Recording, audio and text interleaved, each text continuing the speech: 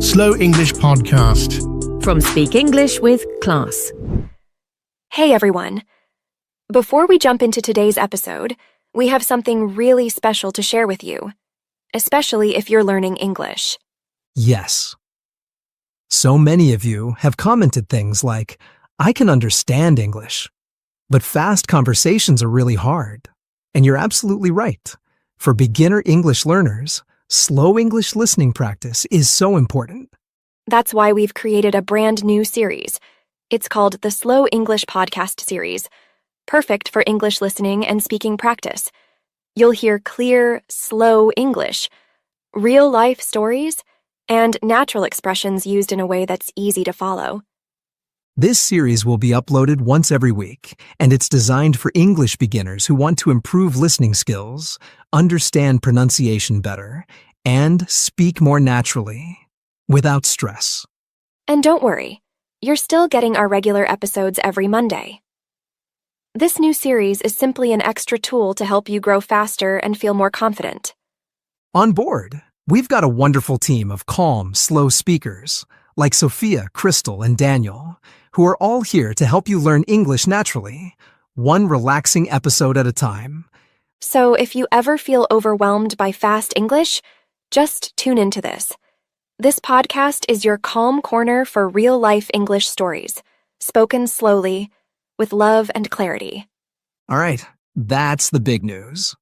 Now, let's pass the mic to Sophia, who's ready to guide you through today's episode of the Slow English Podcast Series. Hey everyone!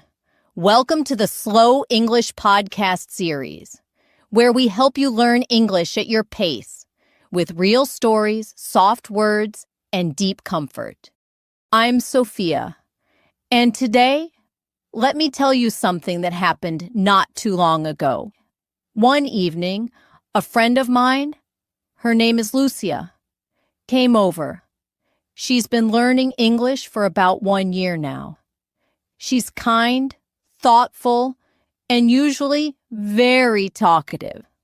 Lucia and I, we speak the same first language, Spanish. We've known each other for many years. That evening, we made tea, sat on the couch, and started talking in Spanish. And, she was full of energy, telling stories about work, about her weekend trip, even a funny thing her cat did that morning. She laughed easily. She spoke fast, with big hand movements and sparkle in her eyes. But the moment I switched to English, everything changed. She started fumbling. Her eyes looked down. She paused, repeated herself. She smiled, but not the same way. Her hands stopped moving. Her voice became soft, and instead of full sentences, she started saying things like, wait, how to say this? Or, I'm sorry, my English is bad. Even though it wasn't, I looked at her, and I could feel it. Her whole energy had changed. In Spanish, she was herself. In English, it was like a wall had appeared between her thoughts and her words. And then, after a few minutes, she sighed. She looked at me and said something that stayed in my heart. Sophia, I understand English. I really do. But when I try to speak, my mouth just doesn't work. That moment, it was quiet, but powerful. And I knew she wasn't the only one. So many of you listening right now. You feel this too, don't you? You understand English. You watch English shows. You even think in English sometimes. But speaking, it feels hard, like your voice is stuck behind a closed door. Today, we're going to talk about why that happens and how to gently open that door. No pressure, no shame, just calm steps and kind understanding. Because your voice, it's in there, and we're going to help you bring it out. Softly, slowly, together. So, why does this happen? Why can you understand English but still feel blocked when it's time to speak? Let's take a breath together and start with something simple. You're not broken. You're not bad at English. You're not lazy. You're just human. You see, listening and speaking are two very different skills. Listening is soft, quiet, private. You can listen alone. You can pause, rewind, think. But speaking is active. You need to choose words, move your mouth, use your voice, and most of all, you feel watched. That's why many learners, maybe even you, feel confident in your head, but stuck in your mouth. It's not about knowledge, it's about confidence. And confidence doesn't come first. It comes later, after practice, after mistakes, after trying again and again. Let me gently tell you something. If your mouth feels frozen, it's not because you don't know the words. It's because your brain is still protecting you from fear. Fear of sounding wrong, fear of judgment, fear of failure. But here's the truth. You don't need perfect English to speak. You need brave English. English that tries. English that sounds a little shaky, but keeps going. Just like a baby. Learning to walk. They fall, they wobble, but no one says stop trying. We smile and say, come on, one more step. That's how we need to treat ourselves when learning to speak. And today, I want you to take that first small step. Just one. Maybe repeat a phrase from this podcast. Say it slowly, out loud. Even whisper it. That's still a step. Because every time you use your voice, even softly, your brain learns, oh, we're safe. We're allowed to speak now. Little by little, your mouth and your mind, they start working together, and someday soon, you'll tell your own story in English with your own voice.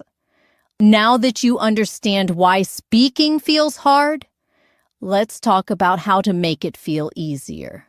Here's one powerful method. It's called shadowing.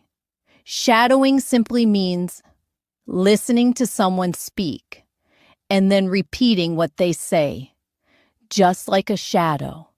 You don't need to think too much. You don't need to create new sentences. You just follow, like a gentle echo. Start with short sentences. Maybe something like, I'm learning English slowly but surely, or I can speak. I just need to try. Say it after me. I can speak.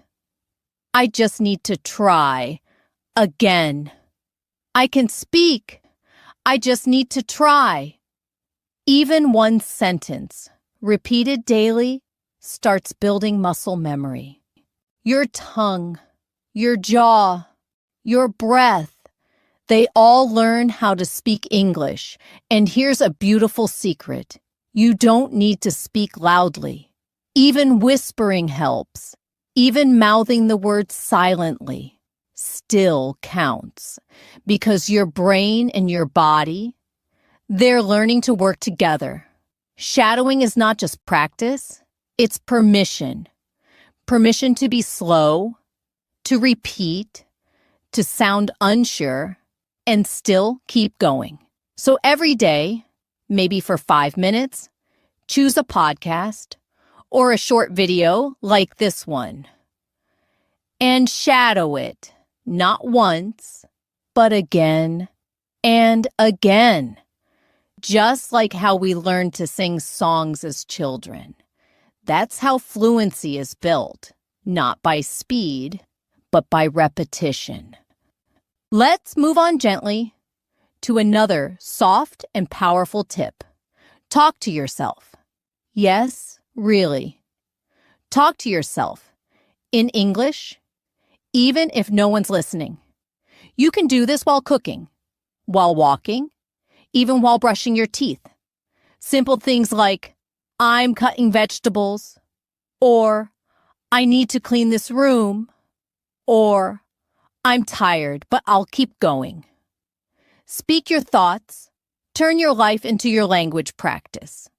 Because speaking English isn't only for exams or interviews.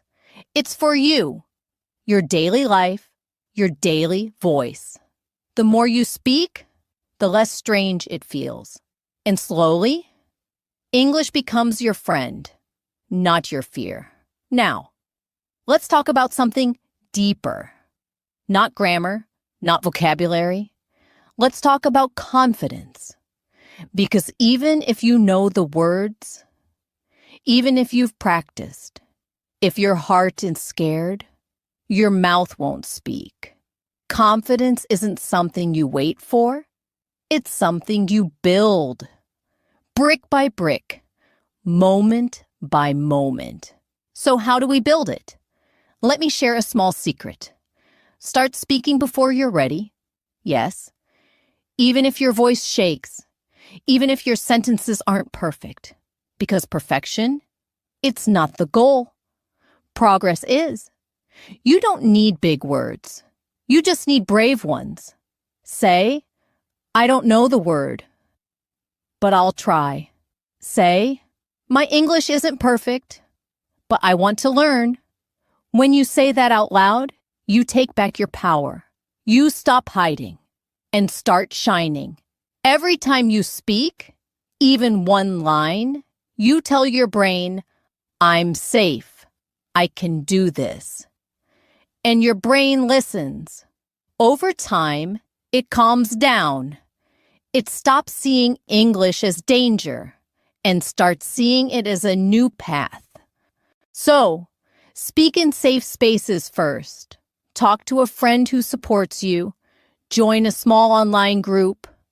Record your voice and listen back, not to judge, but to cheer yourself on. That's how real confidence is built. Not in one day, but in one soft step, followed by another. You don't need to be fearless. You just need to show up anyway. And when you do, your voice finds its rhythm. Your sentences find their shape. And English becomes a part of you.